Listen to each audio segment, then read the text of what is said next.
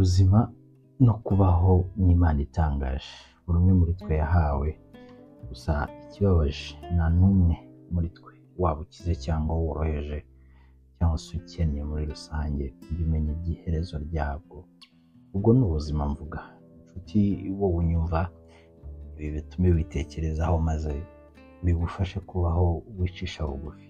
Urupfu ni kimwe mu gice karemano, ni kimwe mu gice karemano kigize uruziga rw'ubu buzima. Ushobora kuba wibajije uti kuki mbivuga?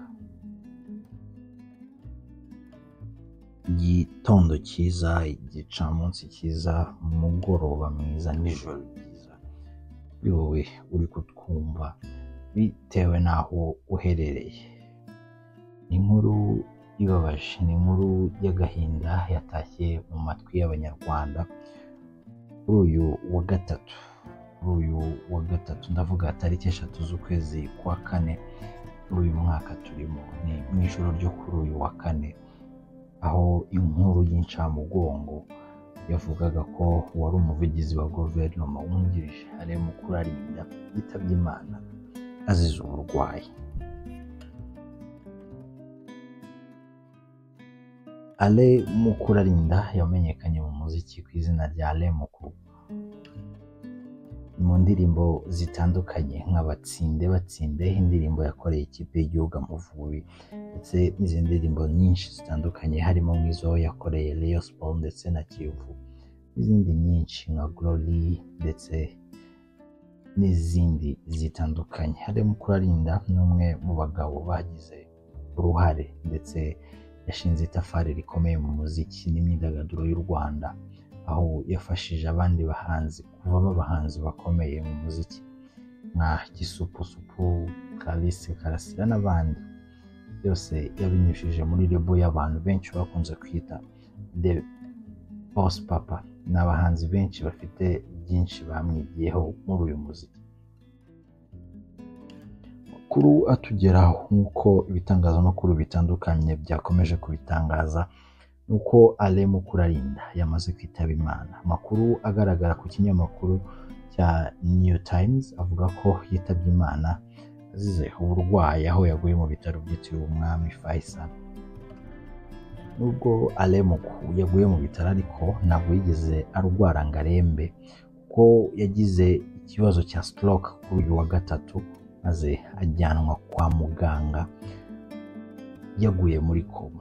Ku mugoroba w'uyu wa kane rero yaje kurangira yitabye Imana. Ni inkuru abantu benshi batari kwakira, ni inkuru benshi batari kwiyumvisha, ariko reka dukomeze kwihanganisha wowe wamenye Alain Mukuru mu bikorwa bitandukanye. Alain Mukuru, umugabo wavutse mu mwaka w'1970, yize amashuri abanza mu Rugunga, ayisumbuye ayiga i Rwamagana, ndetse yigaga icungamutungo, aho yahavuye abona bourse imujyana kwiga muri kaminuza y'u Rwanda mu mwaka w'1991, gusa ntiyaje kuyirangiza, ahubwo yavuye muri kaminuza y'u Rwanda ajya kwiga mu Bubiligi, yiga ibijyanye n'amategeko.